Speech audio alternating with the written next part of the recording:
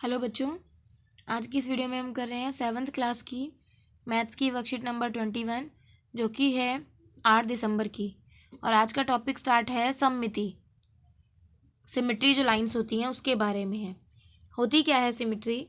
आप एक पेपर लें, ठीक है, और एक पेपर को इस तरीके से मोड़ें कि दोनों तरफ बिल्कुल इक्वल वो कवर कर ले एक दूसरे को।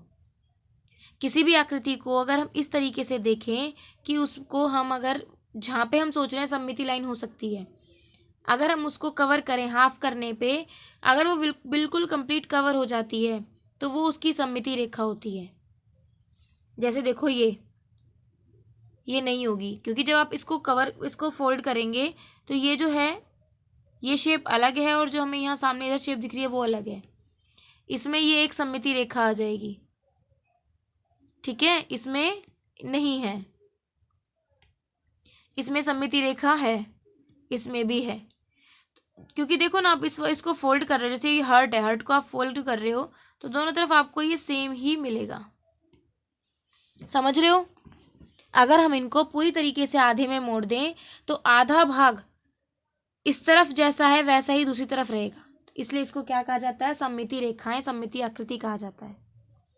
ठीक है, जैसे देखो एक एक्टिविटी करके देखा इसमें कि हमने पेन की जो भी होती है उससे कुछ इंक निकाली, इंक के कुछ या फिर कलर ले लिए, वाटर कलर लेके कुछ डॉट्स बना दिए और उसको बिल्कुल सममिति रेखा के अलोंग मोड़ दिया हमने पेपर को, तो बिल्कुल उसके जैसा जो भी डिज़ाइन एक तरफ आपने फालतू का करा है वही दूसरी तरफ हो जाएगा।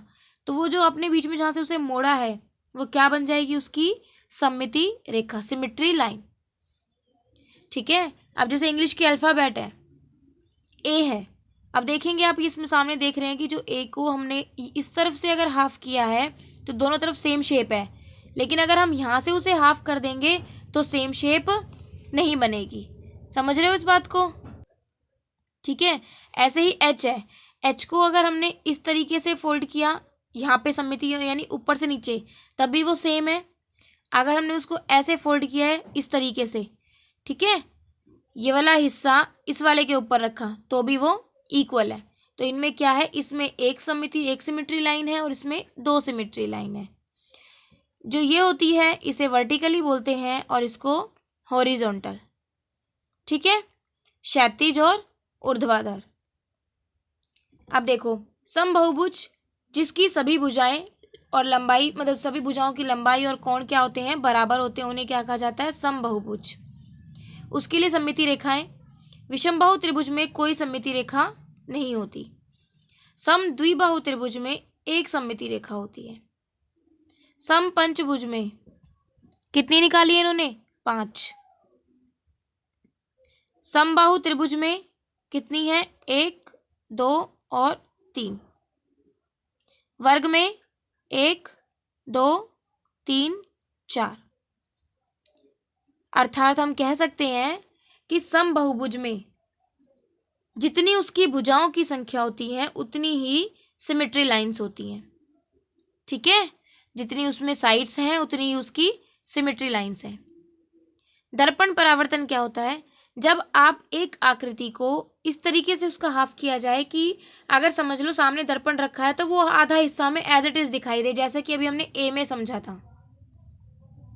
एक के अगर मैं 2 टुकड़े करके उसको मिरर के सामने रखूं तो हमें दूसरी तरफ भी उसका वैसा ही हिस्सा दिखाई देगा, जिससे हमें वो पूरा ए बना हुआ दिखाई देगा। तो इन्हें बोलते हैं मिरर इमेज। ठीक है, तो क्या कहा? एक आकृति में रैखिक सममिति तब होती है जब उसका आधा भाग दूसरे आधे भाग का दर्पण प्रतिबिंब हो, उसे क्या कहा जाता है? रैखिक सममिति। ठीक है, समझ रहे हो इस बात को? अब इसके क्वेश्चंस देखेंगे, आपको और समझ में आएंगी चीजें। प्रतिबिंब समरूपता के बाद कौन सी वर्णमाला अक्षर समान रहेगी? मतलब हमें देखना है कि प्रतिबिंब समरूपता के अकॉर्डिंग इनमें से कौन से समान है। ये आर है,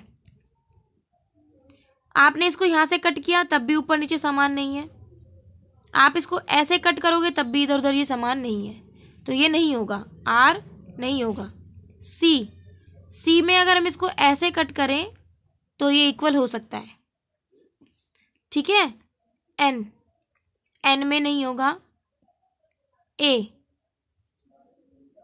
ए होगा, अभी हमने समझा था ना, और टी बी होगा। देखो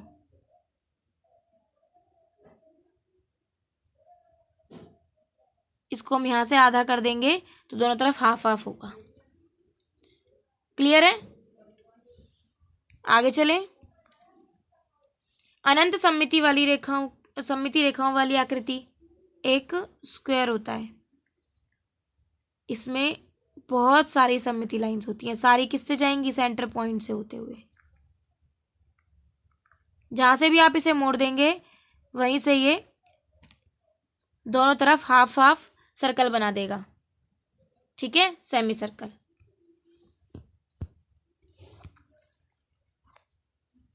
एक निम्न आकृतियों में कितनी सममिति रेखाएं होती हैं? एक समांतर चतुर्भुज में। समांतर चतुर्भुज क्या होता है? ऐसे बनता है।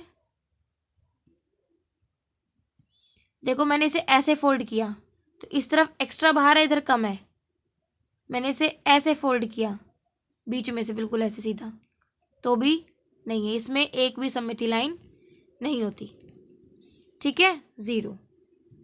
समषटभुज में अभी हमने पढ़ा कि अगर वो समबहुभुज है तो जितनी उसकी भुजाएं हैं उतनी उसमें सिमेट्री लाइंस होती हैं, तो 6।